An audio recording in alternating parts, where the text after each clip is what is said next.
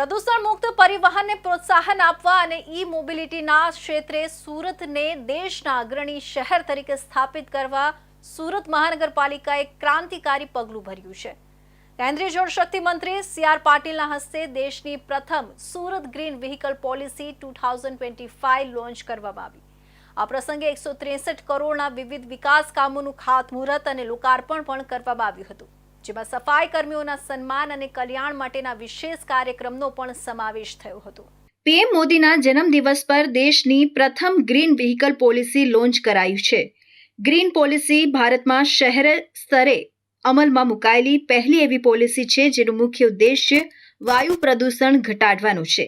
તે electric, hydrogen અને biofuel અને ઇથેનોલ આધારિત વાહનોના ઉપયોગને પ્રોત્સાહન આપવા પર ધ્યાન કેન્દ્રિત કરે છે।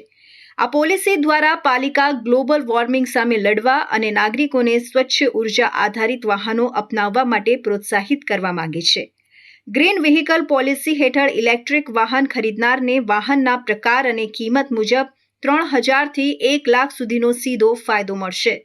આ ઉપરાંત વાહન વેરામાં 5 વર્ષ માટે રાહત અને પર્યાવરણ ચાર્જમાંથી મુક્તિ મળશે। પાલિકા સંચાલિત પાર્કિંગમાં ગ્રીન વાહનો માટે 10% જગ્યા અનામત રહેશે। ઈ ઓટો રિક્ષા માટે વિશેષ પ્રોત્સાહન અપાશે અને ભવિષ્યમાં આરટીઓમાં માત્ર ઈ ઓટો રિક્ષાની નોંધણી કરાશે। શહેરમાં 450થી વધુ ચાર્જિંગ સ્ટેશન પીપીપી મોડેલ હેઠળ બનાવાશે। આ પોલિસીને લાગુ કરવા માટે એક ગ્રીન વ્હીકલ સેલની રચના કરાશે, જેમાં ટેકનિકલ અને ગવર્નિંગ કમિટીઓ હશે। નાગરિકોને માહિતી પૂરી પાડવા માટે એક ગ્રીન વ્હીકલ પોર્ટલ પણ બનાવવામાં આવશે। આ યોજનાઓ માટે જરૂરી ભંડોળ મ્યુનિસિપલ ફંડ, ગ્રીન બોન્ડ અને CSR દ્વારા એકત્ર કરવામાં આવશે। આ સમારંભમાં કેન્દ્રીય મંત્રી સી.આર. પાટીલે સુરતને કુલ 163 કરોડના વિકાસ કામોની ભેટ આપી। આમાં રૂપિયા 142 કરોડના કામોનું ખાતમુહૂર્ત અને 21 કરોડ રૂપિયાના કામોનું લોકાર્પણ સામેલ છે। લોકાર્પણ થયેલા મુખ્ય કામોમાં ઈસ્ટ ઝોન એમાં પૂણા ખાતે 50 બેડની અપગ્રેડેડ સામૂહિક આરોગ્ય કેન્દ્ર, સેન્ટ્રલ ઝોનમાં મસ્કતી ધર્માર્થ હોસ્પિટલનું નવીનીકરણ, સરથાણા અને પૂણા વિસ્તારમાં ભૂગર્ભ ટાંકીઓ અને બૂસ્ટર હાઉસ અને નોર્થ ઝોન કતારગામમાં કોસાળ ખાતે નવું અર્બન કોમ્યુનિટી હેલ્થ સેન્ટર 50 બેડનો સમાવેશ થાય છે। ખાતમુહૂર્ત થયેલા મુખ્ય કામોમાં અઠવા અને રાંદેર ઝોનમાં working woman hostel, south waste Athwa ઝોનમાં વેસુ ભરથાણા ખાતે નવી સુમન સ્કૂલ, સરથાણા ઝોન બીમાં સીમાડા ખાતે વોટર વર્કસ અને ઓવરહેડ ટાંકી, સેન્ટ્રલ ઝોનમાં ગાર્ડન મિલ, સગરામપુરા અને ગાંધીબાગ DMAમાં વોટર સપ્લાય નેટવર્ક અને સાઉથ ઝોન બી અને નોર્થ ઝોનમાં નવી સુમન શાળાઓ અને અર્બન હેલ્થ સેન્ટરનો સમાવેશ થાય છે।